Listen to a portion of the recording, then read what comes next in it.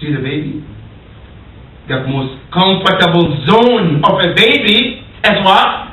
Is his mother's arm being nursed. That's the best time. You take this baby, you want to give him your food, you want to play with it. If they are hungry, nothing you can do. The only thing you can do to stop them is when you give them to their mother. That is the most comfortable zone. Imam Ali said, I feel more comfortable than this baby when it comes to bed. Now you come to another one. And also Ali Akbar, also who's comfortable about that, on their way with his father to Karbala. They got to a place where they rested. After that, Imam Hussein woke up and he was saying, Inna lillahi wa inna ilayhi raji'un. Repeating these words, Ali Akbar heard his father. He said, Ya Aba, awalasna al-haq. Aren't we on the right path? Imam Hussein said, Bala ya waladi. Yes, we are on the right path. Immediately Ali Akbar, who was a young man, he said to his father, إِذَا لَا نُبَالِي أَوَقَعْنَا عَلَى الْمَوْتِ أَمْ وَقَعَ الْمَوْتُ عَلَيْنَا. He said, then why care? We don't care, my father. If we run into death, or death run into us, whichever happens is welcome. That is what a young man, Ali Akbar, was encouraging his father for a mission that the father is planning to achieve. No fear for death. Why is it that those people, they are not scared of death, and some of us, we are scared of death? Why? What is the cause? I'm going to give you some of the idea about some of the causes of this. Number one, of the causes of fear of death, the major one is sins. If a person has a lot of sins, a lot of bad deeds, that is one of the reasons to fear of death. I'll give you an example. See, if you and I, those of us who drive, you drive on highway, you know the speed limit is what? 50. Now you're doing 80. Now you know the speed limit is 50, but you're doing 80. Then suddenly you see a cop. What happened? Allahu Akbar. That's just a cop. It's a human being like you. But what happened? Immediately you slam your brake and you start looking like, oh, is it coming or is it waiting? Okay, you're driving. What's the problem?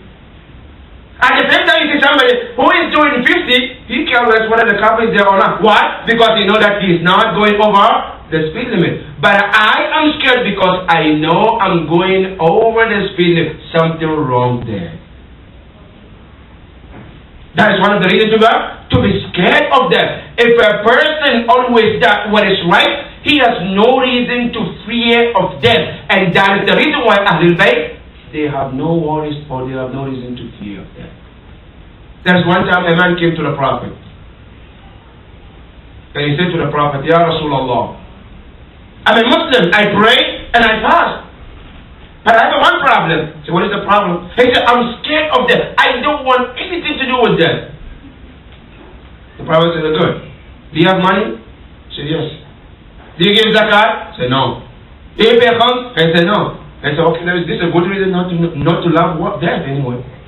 If you have money and you're not paying your dues and you're not helping, what do you think is going to happen? Of course you're not going to happen, because you know that when you die, you have a lot of questions to answer in the front of Allah subhanahu wa ta'ala, and that is not something you want.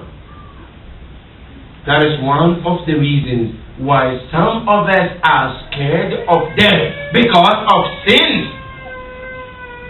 That is number one. Number two, some of us also, we have a wrong concept of understanding when it comes to death. Some of us, we think that death is the end of the life. That we believe, or we think that when somebody dies, that's it. No life, no anything after that. But that is not the case. Because we think that after somebody passes away, that is the end of it. Nothing is happening. There is no life, there is nothing after that. So we are worried that after we die, that is the end of everything. Because we don't have a correct understanding of death. Now when you come to Ahlul Bayt alayhimus salam, who have the correct understanding about death, they say no. And that's the reason why they are not scared of death, because they have the correct understanding. Now what is the correct understanding of death? Some of us, we believe that when we die, that's it. The Ahlul Bayt tells us that no, death is not the end of the life. No, actually it's a beginning of another new life. When somebody dies, they get birth. It's like they were given a new birth. That is what in the hadith of the Prophet sallallahu alaihi wasallam.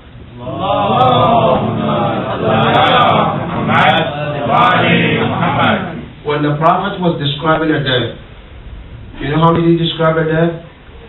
He said, when somebody dies, immediately, like a new body comes out of that body that you have, or we have. A new body comes out of this body, and immediately is standing watching this body laying down. A family are crying on this body, saying he's dead, and he's standing outside there, and they're watching. It's like he has now been given a new life, a new body. And it's not the end of the life. It's not the end of life. And death is a beginning of new life. And that is one of the reasons why people are scared of it. But what I would like to emphasize tonight, dear brothers and sisters, is what is the right of our deceased upon us. حقوق الأموات علينا. Some of us, we think that when my father passed away, or my mother, or a sister, or a brother, that's it. They don't need anything. And they have no any right upon us. Is that the case? Or no, they have certain rights upon us. And they have expectation from us. Yes, they do. What are the expectations? Expectation number one. When a father passes away and leaves behind a family, the first expectation he has or she has as a mother is she always expects her children to try as much as possible to minimize sin. Why? Because anytime a child sins, it reflects on the parents in that fault. It makes them unhappy. Number one time a man came to the Prophet.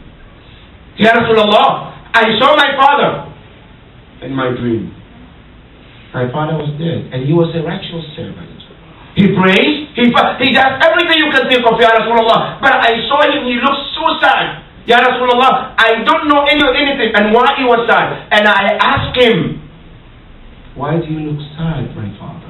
I know you are a righteous servant. You pray, you do everything that a Muslim should do. But why are you sad? And he told his son, go and ask the Prophet. The young man came and told the Prophet, Ya Rasulullah, this is what I saw my father and this is what he told me. The Prophet said, yes. Your father was sad because of a bad deed you committed last night before you went to bed. You committed a bad deed, and that was the reason why your father was not happy. Now listen to the bad deeds. What did I do, Ya Rasulullah? The Prophet